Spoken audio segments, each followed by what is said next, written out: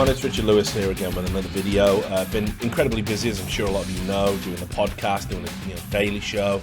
I've been working on getting the merchandise store set up, getting the website set up, and working on some reports. So it's been a pretty busy time, honestly, and I haven't had time for these kind of videos, these like opinion pieces, observations, news that I kind of do, but we can get back to them now. And I'm going to do one that is long overdue, in my opinion, today. And that is talking about the rise of fake esports experts and people that are like rewriting history to try and synthesize credibility in this space now that all of a sudden we can all make money from esports and there's lots of investment money going around. Now, you're probably going to say, oh, but Richard, you've always had this stance of everybody's welcome to esports and let's all grow it together. Absolutely.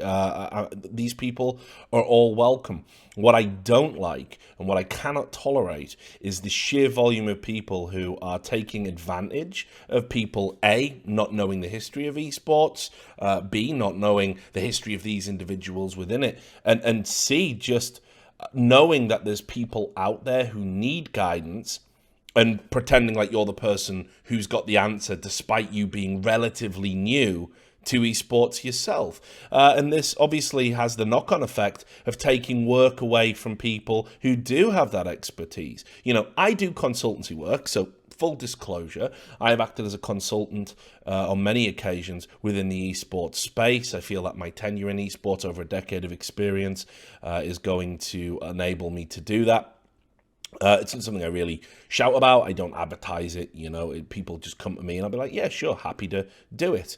Now, I do know other people, for example, Red Eye, over at Code Red, they're a consultancy firm, and I don't know if this is impacting on their work, but certainly I'm seeing people getting consultancy work, and I'm going, who the fuck are these guys? I'm Googling their names, I'm Googling their background, and there's nothing there. There's absolutely nothing there. And then just to compound it, what really spurred me on to want to make this video is, there's a group of people who have absolutely fucked esports at various points in their career. When, if we go back, let's go back a decade now, and there was this growth potential in esports. We knew it was going to be big. We just didn't know when, and we didn't know how big. So some people tried to come in and throw a bunch of money in and control the scene. And as soon as it got tough, they took as much money as they could out of it. They broke a bunch of promises, and they just fucked off. And they never looked back. They never looked to make right on promises that they made. They never looked to pay debts because we're like, hey, we've just declared bankruptcy. Who gives a shit? And now some of these people are starting to come back. And people don't know who they are because their history hasn't been preserved, And I saw this press release the other day, blew my fucking mind. Ted Owen launches Play API. This is PR Newswire. It came out on the 19th of May. This is almost a month ago at the time of recording this. And you can see, look, New York, May 19th. Ted Owen, the father of esports. The father of esports. Dad? Is that you? You're the father of esports? Well, fuck me. I've been around a while, and holy shit, I mean, I guess, do I owe you? Were you one of these incredible founding fathers, that I should have all this reverence for, right? Well, let's have a look. And he's launching Play API, has he? He was the first mover in the multi-billion-dollar industry of esports through one of his first groundbreaking companies, Global Gaming League, which everybody will know as GGL, launched in 1999. He states that Play API, a company based on aggregating data across platforms and publishers, is just as innovative and, in his words, likely to be far more successful than the multi-billion-dollar industry he is already responsible for launching. Again, he's claiming that he launched the whole of esports here, guys. Not just, a company, the whole fucking thing. In fact, it was during his time as CEO of GGL that he really made a name for himself in the video gaming industry. Now, those of us who remember GGL, right? This was a fucking... this revisionist... Stalin would be embarrassed by this revisionist approach to history. I'm going to get into that in a second, but you might not remember, there used to be a league called Clanbase In particular, GGL did a bunch of other stuff. They were kind of at the forefront of, some other things. But, I mean, most people will know them for their acquisition of Clanbase because that's where it really starts to become an unprecedented disaster. Now, Clanbase was great. Clanbase was a league that anybody could sign up to. It used to run multiple games. It wasn't without its problems, right? But I mean, at the time, it was pretty good, but it just didn't move with the time. And slowly, it became apparent that ESL were going to kind of dominate what they offered, which was online leagues and ladders for amateurs, semi-pros, and pros. These sites are 10 a penny now, but Clanbase was quite a reputable one back in the day. Used to run some prominent tournaments. I used to play on Clanbase way back when. Clanbase, I think, was one of the areas where I had like one of my first proper teams, that and Enemy Down. So this was a reputable site. Now, this idea that, GGL are these fucking amazing pioneers in the esports space and they did all this great work. Well, all right then, let's, what's Clanbase doing these days? Oh, that's right. It fucking sunk into the pit of fucking Sarlacc due to fiscal mismanagement, and not just fiscal mismanagement across the board. And I remember some of the Clanbase admins, but fortunately I don't need to bring them out because they put a fucking letter up, which is on the fucking website now in 2013. Clanbase is no more, we are sorry. For those unfamiliar with the name, Clanbase once was a cool site to visit if you were an online gamer, it was. With cups and ladders hosted for games such as the Quake, Unreal Tournament, Counter-Strike, and Call of Duty series, a teenager really had quite some options for multiplayer entertainment. Heck, we even had LAN finals for our renowned Euro Cups, they did. Those days are far behind us, and as it stands today, the company that owns the Clanbase site, GGL, is unable to cover the costs required to run the website. I mean, think about that. Just think about that for a fucking second, guys. This is a guy claiming, hey, I built esports, everybody. Thanks. I built $1 billion industry. Well, you couldn't even afford to run a website in 2013. What the fuck are you talking about? You didn't build shit. Moreover, lately the owners of the site do not wish to cooperate with the voluntary crew, keeping everybody in the dark and thus showing complete disrespect to people who spend many hours a day trying to make our tournaments a success. The website has now been offline for more than 3 weeks due to an unpaid bill. No action is being taken by the owner to get the website back online. Having no vision for the future, we, the Clanbase crew, have lost our last hopes about Clanbase ever coming back online. And unfortunately, we announced the end of a great era. Now, let's just skip through. This letter is fascinating, and for those who were around at the time, very interesting. Just in terms of, I guess, when GGL came in, I remember everybody being super excited about it and excited what it would mean for Clanbase.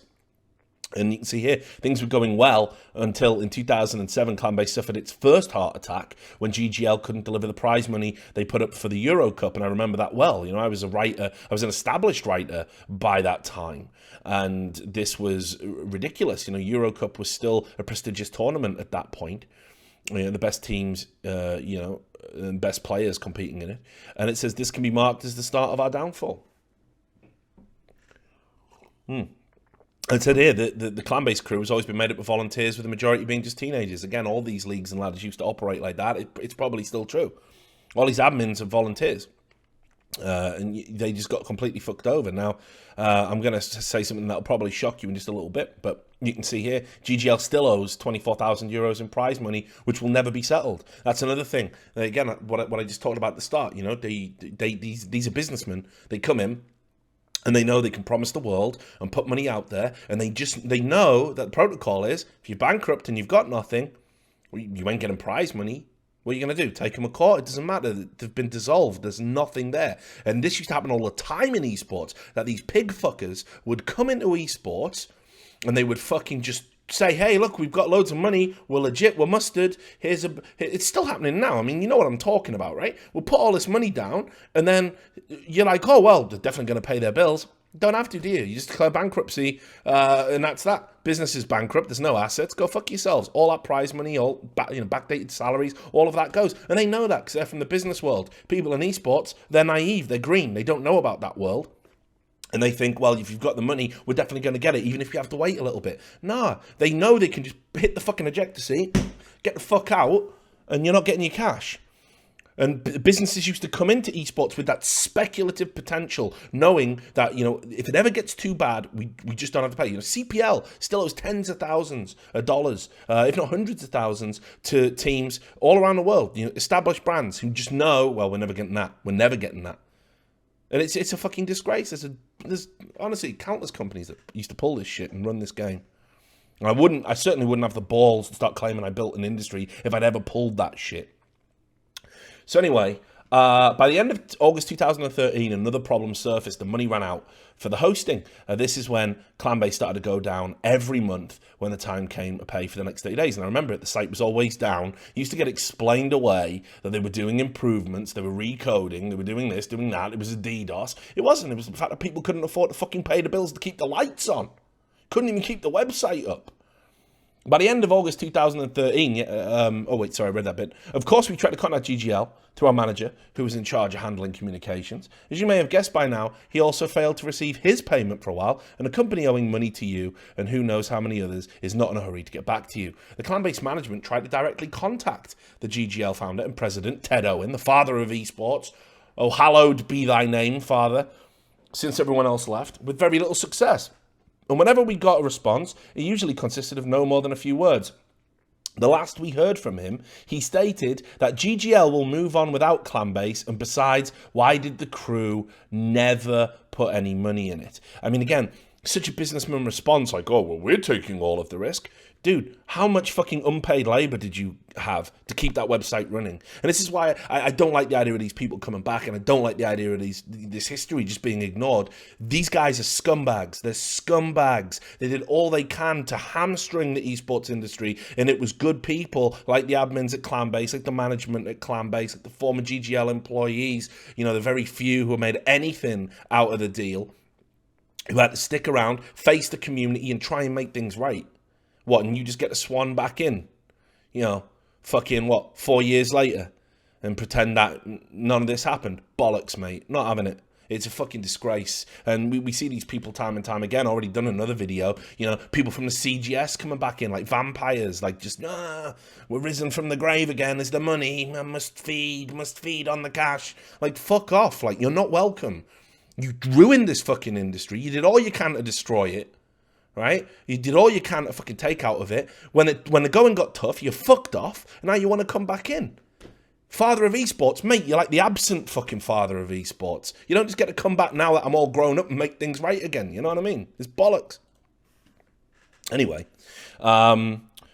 you can see here, again, what Mr. Owen said. Why didn't you put money in it? Well, Mr. Owen, the crew put time in it, and a lot of time, for free, every day. And to clarify, nobody's ever reached out to us to ask for any kind of financial aid. Not that we would have ever agreed to anything if the money had to go through GGL, as that would have resulted in the money never reaching its intended destination. So there you go. I mean, that's the death of fucking Clanbase right now. So that's just one group, one special group of assholes. The people who want to come back. I still see like Angel Munoz, for example, from time to time. Hey, everyone, I'm the godfather of esports, and they get trotted out, and everyone goes, oh, bravo, yeah. Because the people who were applauding him weren't around, don't know what this guy did. And it's going to happen again here. So, anything with Ted Owen's name on it, fuck that noise. Fuck that noise. This guy has got some atonement to make. Come back, write a fucking check, pay your fucking bills, fucking apologize, and then I might start saying, all right, okay, there's room at the table for you. Because right now there ain't. We're overwhelmed with good people. We don't need dirtbags coming back in. So that's one thing. Synthesizing that credibility. Zero credibility. You took something that was good and you drove it into the ground. That is failure. That isn't success. Esports did just fine without you. It succeeded despite you. You don't get to claim a fucking proud, rich legacy. Fuck you.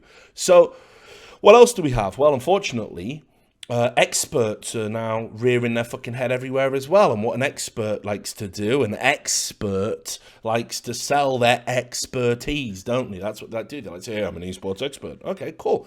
That's great. And there's three categories, and I'm going to give you an example from each one. Basically, you've got the person with no expertise, the posers, I suppose you could call them. You've got the people with not very much expertise, but never shut the fuck up about it. And basically, they're kind of like, not posers, because they're complete. No, actually, no. Fakers and posers. Second group can be posers, right? So they're the posers. They've got a little bit of knowledge, a little bit of expertise, but they like to front that they've got way more. And then you've just got the complete bullshit artists, the charlatans, right? And they've got no expertise whatsoever, and they'll just say anything they got to say to get a fucking paycheck. And these three categories right now are ravaging the industry because we got venture capitalists coming in, we got big money coming in, and I will tell you this. As somebody who's been around the block and seen it happen time and time again, if that money goes to the wrong hands, if it goes on the wrong projects and it's bust, everyone will start pulling out. Everyone will start pulling out. If that bubble pops, we're all fucked. We're all back to square one. And again, it's not going to be these experts, is it, that are there digging, right, well, we got to rebuild, let's lay the foundations again. It's going to be cunts like me. It's going to be fucking people like Sir Scoots. It's going to be people like fucking Anna Prosser Robinson. It's going to be the people who've got the tenure, who care too much about this, because we put our whole lives into this shit. That's who it's going to be. We're going to be rebuilding everything from the fucking ground up again. So this is why it's dangerous. So I saw this tweet by Red Eye, right? This is a while ago. This was last year. This is how long this shit's been on my mind. And you can see here, Red Eye, he said, I'm not entirely sure what this is or who these experts are in esports. Never heard of any of them, sadly. And there was this fucking website, right, called Esports Leaders. esportsleaders.com/experts. By the way, if you go to that link now, I'll just show you. They were so fucking embarrassed because they got called out. They had to fucking get rid of it. They just deleted it. I mean, they just deleted their experts page. There it is. Look, 404. And they even changed their name. It's now the Institute for Esports Leadership, not Esports Leaders. Because you see, Esports Leaders, right, makes you think, well, they're the leaders in the industry. They did it deliberately. I mean, they can pretend they didn't. They do pretend they didn't. As you'll see here. So I was like, again, who are these people? I know everybody in esports. It's my job to know who you are. I'm a fucking journalist, you know what I mean? I talk to everybody at all levels of the scene, and I've never heard of these people. And yet you're calling yourself leaders, right? What did I miss? So look, you can see here, this is one of the people, Carly Morgan, aka Cyborg Rain. She said, coming late to the tweet storm, but wanted to say, most of us study esports work tangentially to it/play it, but we're not endemic. How dare you use the term expert then? And Red I said, which I totally understand. If you aren't endemic, you aren't experts on it. See, great minds think alike. I think the site and title are misleading. And so we're chatting about it. RE expertise, innovation/dev development can come from people with an outside POV who see the forest, not the trees. And it's like, innovation can, sure, definitely come along. Don't pose as an expert though, because you don't have esports expertise, because you ain't been here. You haven't been involved in the scene to get that expertise. And he said, I don't disagree with any of that, unless you're passing yourself off as experts, which the site and the name, in my opinion, does. And they say, we are experts just on esports, not in it. No, Carly Morgan, that's mental. That doesn't even make any fucking sense. We study sociologies of pro gaming, virtual worlds, labor exploitation laws. Fantastic. And you can probably apply that theory to esports. It doesn't make you a fucking authority on esports, though, does it? You're an authority on those topics, nothing else. And it's also super confusing when you say you're experts on it and your account said earlier you weren't. And then Adam Apicella, you know, another fucking legend, another esports expert, right, said, how in the world are any of you experts? What have you actually done in the space? And, you know, this guy's got his finger on the pulse, started this company thing to try and cash in on naive idiots that exist in esports. And they go, it's non-profit, it's volunteer-run portal for research and development. We're all gamers wanting to support esports growth. And that's the other thing they do. The people that create shit like this will say, hey, look, it's not profit, you know, we just want to get out there. We just want to help grow this thing. No, I'm going to tell you exactly what you're doing. I'm going to tell you exactly what that was created to do. It's a bunch of people with no esports expertise, no tenure whatsoever. How do you fictitiously create expertise? What you do is you create a website that says you're an expert, right? And then every day that's there, that is your cumulative expertise. And you're going to say, well, look, you know, we've been doing this for all of this time, for all of these years. And it's like, yeah, but you just jumped into it. You know, you just jumped into it and you just made it up. And they know on a long enough time scale, people will forget that they're bullshit artists. And it's just ridiculous. You know, like I say, these people have no expertise. In fact, I did watch this, just to give you an idea. You know, this Carly Morgan is the reason I left a British Esports Association, because they asked to have me on as the leading journalist to help develop journalists in the British scene. I can't think, honestly, like, I'll do this to the camera, I can't think of anyone better. Like, seriously, I'm from the UK, it's where I started, I'm a journalist, I put my whole fucking heart and soul into this. I think I've broken the biggest stories in esports, I've developed some of the best talent in esports, I've worked at some of the biggest websites, if not all of them, and I've got tenure and background and education, you know, like, I think I'm a good choice for that. But as soon as she got picked, she started talking about how it was like an old boys club and she wanted more diversity on the panel. And I was just like, do you know what? I'm not going to do the identity politics thing. I'm not interested in that. I think I'm the best person for the job, regardless of my background. But if you want to imply publicly that I'm depriving people of the job, fine, have the fucking space. I'll be over here doing what I do. Right, and that's it. I'm not even having the argument because I know where it leads to. It leads to you getting called a misogynist, a sexist, a racist, a pig, you know, whatever it is. And I've got enough of that. You know, I get that on Twitter every fucking day. I'm not getting it in a professional capacity, no chance. So I bailed. And lo and behold, it's not like, you know, she didn't go out there and still didn't do work. I mean, again, this person gets invited to speak at places, and I don't know why, because she's new to fucking esports. She's going and lecturing and talking on panels at universities about esports and what the demographic is and what it all means and what we need to do. You just been here. You just got here. You know, it's ridiculous. It makes no fucking sense to me that you would even sort of feel comfortable doing this, right? But let's have a look. Here's an example of just some of the shit that she fucking dropped last time she went out. Esports in recent years. So I thought we'd kick off with a quick discussion about what does this demographic look like? Why is it that this valuable demographic that makes up the esports audience is so attractive? So Carly, maybe if we start with you, why is it, from your perspective, that this is such a valuable demographic? Well, I think the first point to reiterate that Andrew mentioned over the course of his presentation is that the main demographic of esports does skew predominantly young and male. So if you were just to survey our panel here for an accurate measure of the gender breakdown in esports, you might be getting a pretty clear view of what the global population of your average esports consumer looks like in terms of the gender relationships. What are you saying about age? So in terms of age, that's a good point. The average esports consumer is somewhere between, I'd say, 16 to 32, 35, although if you're getting really down into the discrete details about specific titles and you're narrowing your focus to particular games, then I think you might see that window narrow even in a more refined way, something like 18 to 24, which tends to be, can everyone hear me? Okay, which tends to be a correlative to the age range at which you might find someone working in the professional gaming sphere as a professional gamer. Right, now look, you know, I don't understand why, when asked, you know, what's valuable about that demographic, you preface that with a speech about how women aren't represented in esports and that it does skew predominantly male. I mean, it is predominantly male, but it's not that. If you know what you're talking about here, if you've been out there, I'm sorry, got my headset set on while I was listening to that.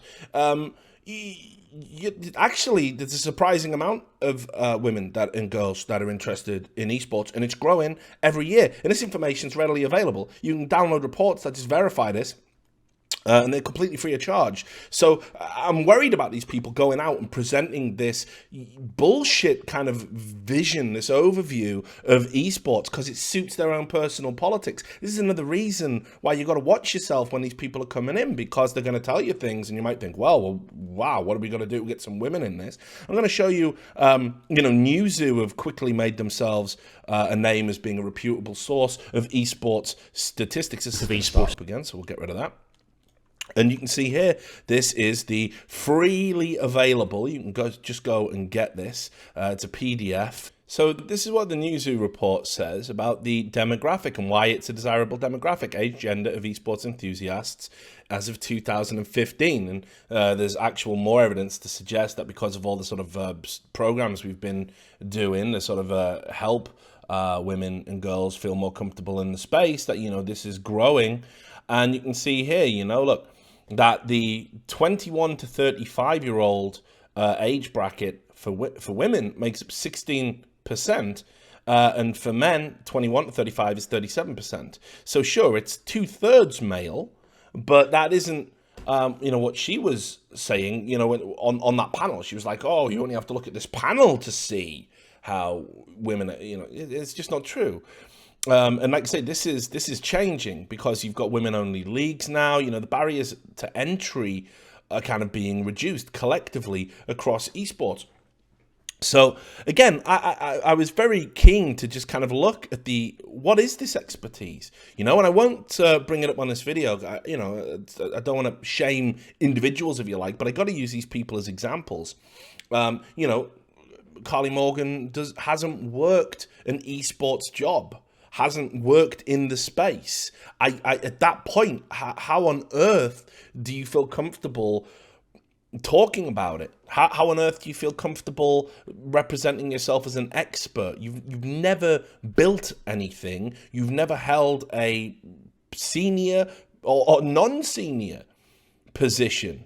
There isn't another industry where that would pass, that would be allowed to pass. Just because esports is kind of growing, I think people are forgetting fundamental fucking basics here. And one of these fundamental fucking basics are that you wouldn't get hired for anything if you didn't have experience on your CV, right? Or qualifications at least. Now, there aren't any specific qualifications for esports. There are qualifications for other things you can use to do well in esports. By all means, sure, have those. But representing yourself as an esports expert, it's nonsense. Absolute nonsense based on, what you've done. So then you've got people who are a little bit better equipped. So I'll introduce you to a chap called Manny Anakal. Manny Anakal, I'm sure you'll have seen him on Twitter. And what he does is something that a lot of these esports experts, these wannabe esports experts do. They just collate links from like everywhere, right? And just post them out and say, look how I've got my finger on the pulse. When in actual fact, all they really are doing is just aggregating esports links. And that's pretty much what he does. Of course, it's 2017, right? So obviously you have to have anti-Trump stuff on your Twitter feed as well. You just scroll through, and this is what he does. It's like whenever there's an announcement about some new investment or new money or a new game being released, or just even little weird, quirky stories. 3v3 basketball for the 2020 Tokyo Games. An esports version of that, and another Pepsi Mountain Dew sponsorship, nicely done, gives them the thumbs up. And again, just look at what he's claiming here. He says he's an esports founder. Well, he's definitely not. He's not those things. In fact, his first job in esports was in 2014, and we were well on our way to being successful then. He worked at MLG, very reputable company in the space, as a marketing manager. And that's fine. That's absolutely fine. You have a little bit of expertise, but these people, it's never enough. They go to all these speaking places. They make up lies on their background about how long they've actually done. They're all desperate, right, to fake their tenure because we're legitimate now. It was like the case like 2-3 years ago even. People would be like, oh, you spent 10 years in esports. Well, fuck your life, What a joke that is. These guys now, they're all lying about it. They're all just like, nah, I've been here forever, me. And they conflate gaming with esports all the time. Here's Manny Anakal here at a New York Games conference. He says, I've been working at the intersection of gaming, esports, and marketing for 10 plus years. Well, yeah, the implication there being you've been working in esports for 10 plus years with all of those things. No, you haven't. You just haven't. So that's fine if you need to present that. So you can get invited to more speaking engagements, that's fine. But just know who these people are. And actually, these people do get found out pretty quickly. There was an interesting article, let me see if I can find it, called How to Become an Esports Expert, which is very applicable, actually, when we're dealing with Mr. Anakal and his line of nonsense that he puts out there. And you can see here, this is by Vance Gresham, and it's how to become an esports expert. And if you look, create a Twitter account. Yep, you absolutely have to have a Twitter account, and you say founder/CEO of Made Up Media Sport Venture Enterprises Incorporated, and you'll see a lot of these people. This is a great point. Have companies that they just founded themselves solely for the purpose of representing themselves in the esports space. So again, think about what happened there with these esports leaders and esports experts, right? Well, the next level, for example, esports foundation that Manny's on, it's just something that you've made just so you can turn around and say, look, I got my own company in this. That's how successful I am. But it's like you're only doing it so you can synthesize credibility in the space, right? So you do that. Step 2, learn the origins. Yes, everybody does this. You go out there and you see people always start in 2011. They consider that ancient history in esports, and that's kind of when we started getting mainstream media attention. So what they do is they say it was started in 2011 by Riot Games. Everybody knows about League of Legends. Everybody knows about Riot. Sometimes people will know about Blizzard, and they'll talk about StarCraft, but nobody talks about anything before that, did he? Nobody talks about that, and you can see you must shun any purported esports history prior to the commencement of Riot's Season 1 championship. And again, I don't think they're deliberately shunning it, they just don't know about it. But, this is a sarcastic take on how they do it. 3, share articles and data, and that's all Manny does. He just tweets all day. Look at all this data I know. Well, what good is data if you can't contextualize it?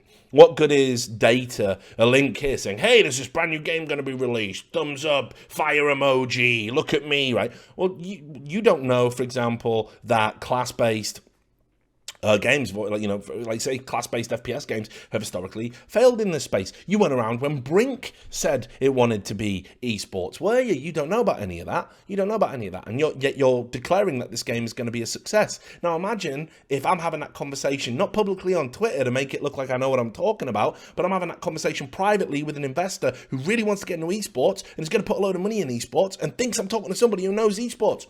Yep, here's the blank check. I certainly will follow what you say. Thank you very much. You've just bankrupted that cunt. You've just fucked him. You know what I mean? It's ridiculous. It's ridiculous to even have the gall to do that. God, it fills me with fucking like dread. Like that there's potentially a big businessman out there that's going to get swindled.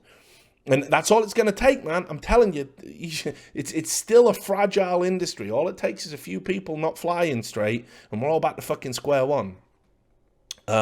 So anyway, you got that, and then of course 4, make your opinions known. That's all you have to do. Just tweet out your opinions. Yep, this is brilliant. This will be the best thing ever. This will be awesome. Esports is awesome. I know all about esports. That's all you do all day, tweeting into the fucking void about how they know about stuff. And of course people think, well, God, all he ever tweets about is esports, so he must know and love esports like nothing else. Well, no, again, it's a business opportunity. That's all it is. That's all these people are treating it as. It's just a way, a lot of the time, nobody likes to talk about this, but it is true. The first wave of greats in esports, a lot of them, and they won't like this, but it is just truth, were failures. Were failures in other areas. A lot of these people who like sort of, a lot of them aren't even still here. So, but the ones who are know, probably will know what I'm talking about. But there's a lot of people who have businesses and they couldn't do it in the big world of business, so they came into esports and they faked a whole persona and they faked success. They just faked it, and everybody was sort of like, well, we're esports, we're all amateurs, so I guess, you're the king of the hill, well done. And it was just like it was ridiculous. It was, and a lot of these people still dine out on that shit, right?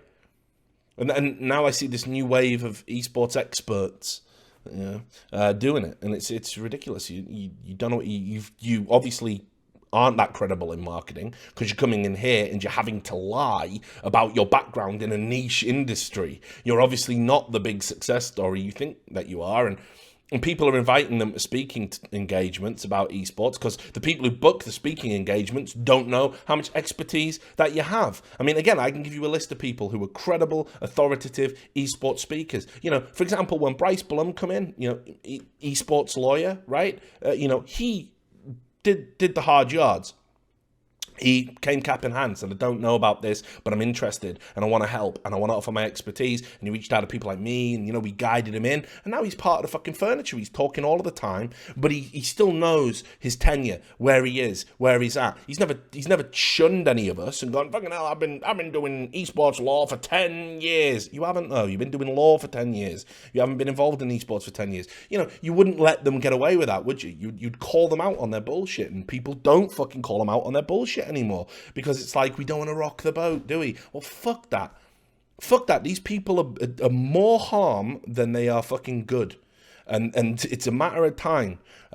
So yeah, if anyone wants to book credible speakers for an esports event, I'll give you a fucking list for free. I'll do it for free. Right? I'll do the hard yards, because better than these people getting up a high room of people with checkbooks. Listen to what I've got to say. Right, now, final segment. The lunatics, just the absolute frothing loons. And I'm going to start by talking about Kevin Dent. Now, Kevin Dent's going to get his own video because he's absolutely out of his mind.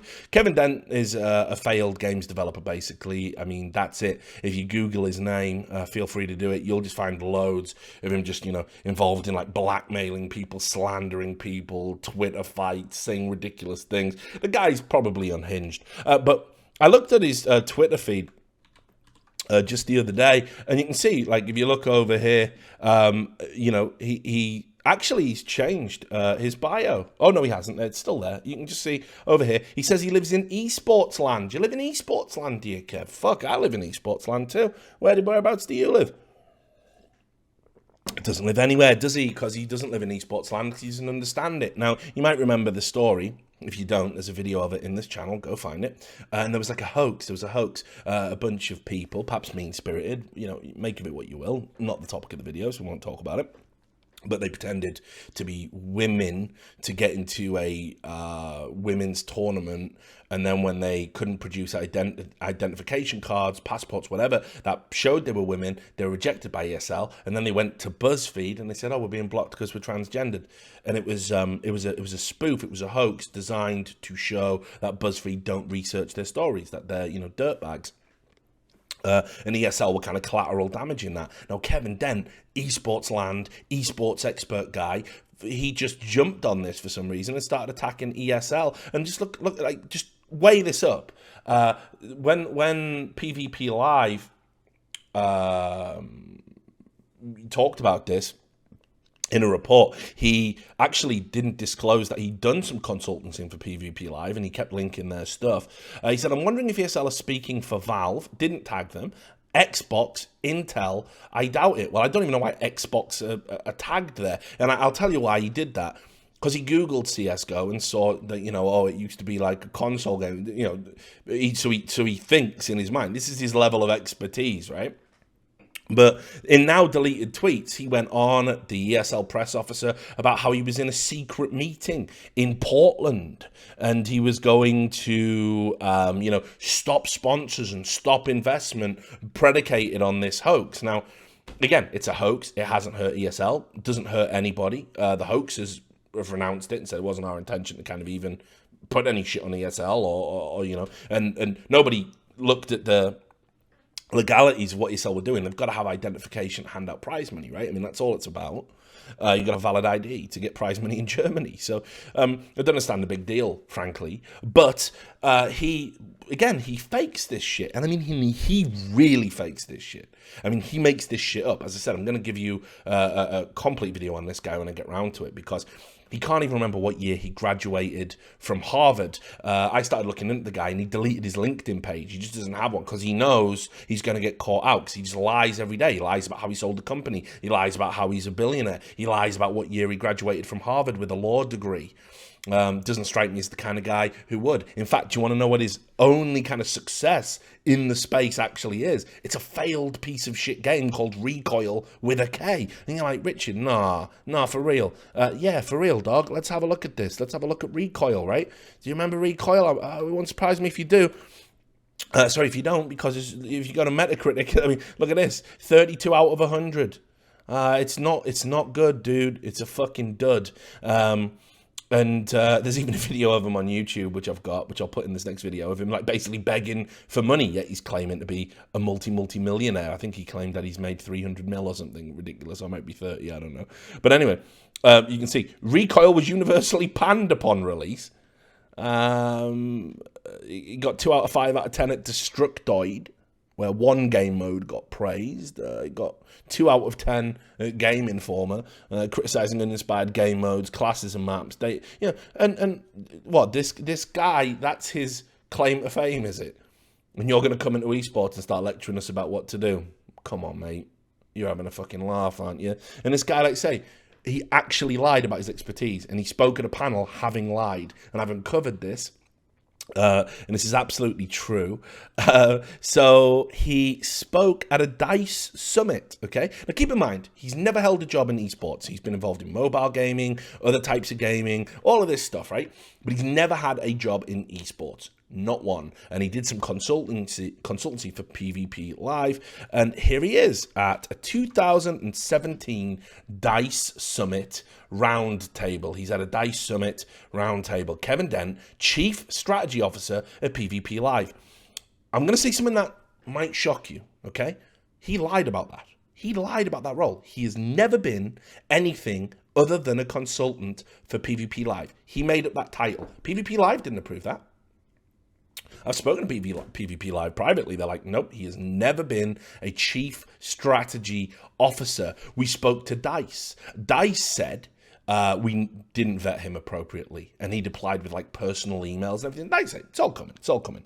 This guy's full of shit. I mean, unbelievably so. But so he's gone to a round table to talk about esports. And look what he claims he's going to be talking about. How publishers and developers should position esports. We will discuss whether esports makes more sense as a profit driver, an engagement tool, or a promotional vehicle.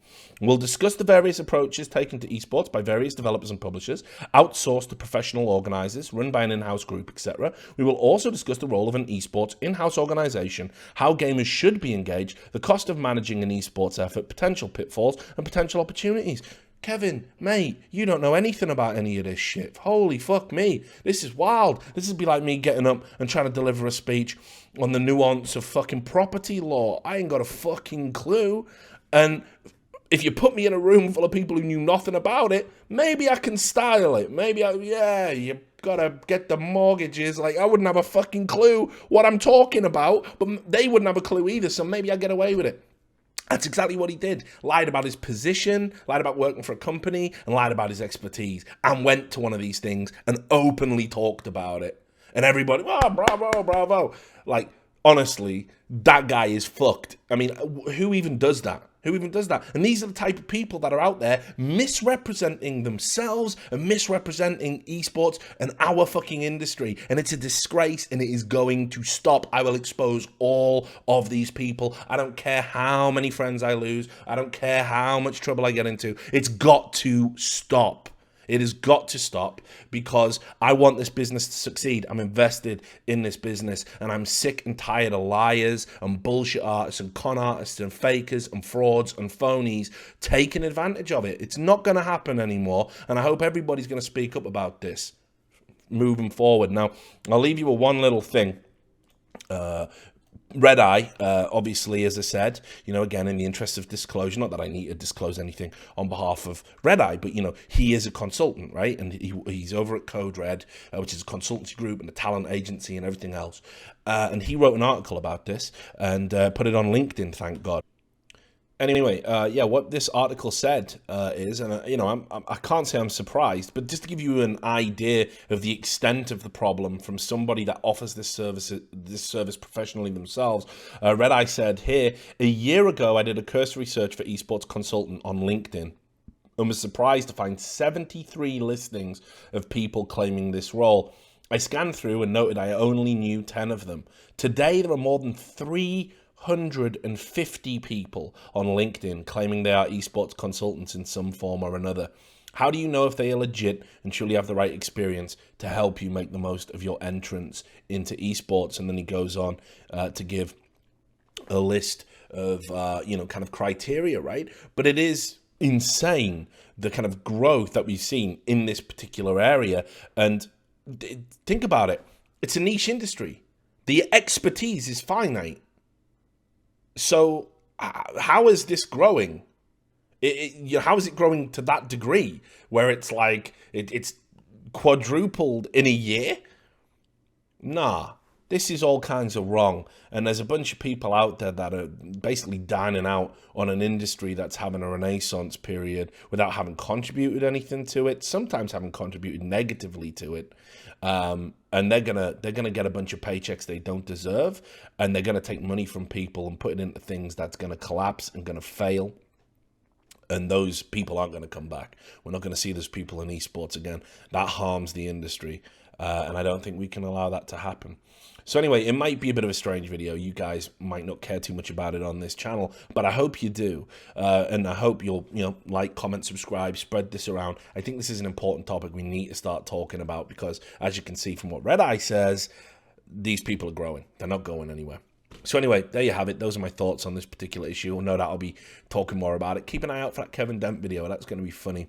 But until then, take care of yourselves. I'll see you on the next vid.